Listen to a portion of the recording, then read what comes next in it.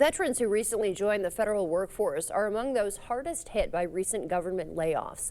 Vets make up 30% of all federal employees, and many who were new on the job were fired in the Trump-Musk purge. Nancy Cortez reports these veterans feel their years of military service are not being valued. Jonathan Hairston has served his country for nearly 8 years, including 6 in uniform, doing counterintelligence in the U.S. Army. I took an oath to protect and serve this country against all enemies, foreign and domestic. And right now, our rights as civil servants, as public servants, it's all in question.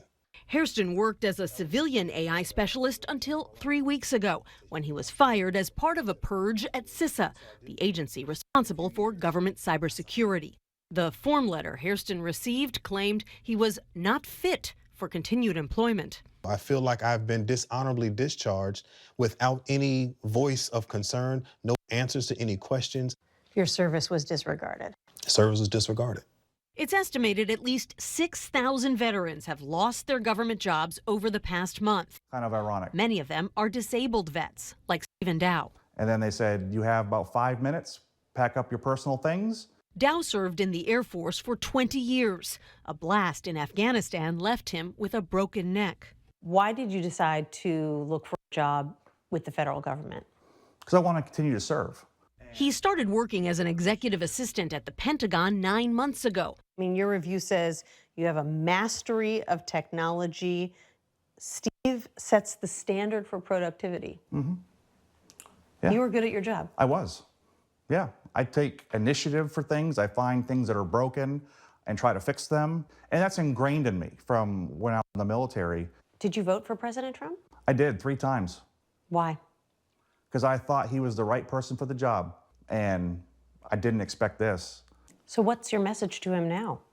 Take a closer look. I asked President Trump about that the other day. Are you tracking how many veterans have been fired so far? Yes, and do you want DOJ to avoid letting them go? We are, and we take good care of our veterans, so we're watching that very carefully. But CBS News has found no evidence that the administration is tracking veteran layoffs or trying to prevent them.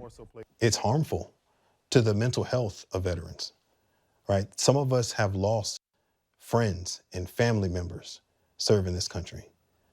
To get treated like this, it's a disservice to their lives. It's a disservice to our service.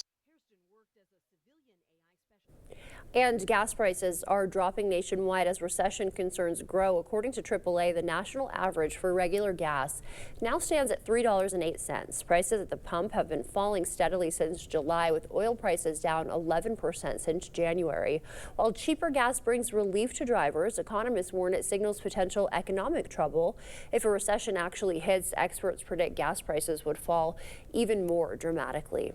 The global trade war could be escalating even further. President Trump threatening to put a massive 200% tariff on European alcohol in response to the EU's retaliation against his steel and aluminum tariffs. Trump says the new tariff will go into effect unless the EU rescinds a 50% tariff on U.S. spirits.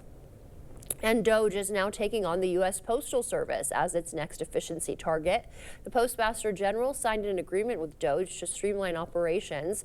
DOJ teams will now review the agency's legislative mandates and regulatory requirements. The Postal Service has already cut 30,000 positions since 2021.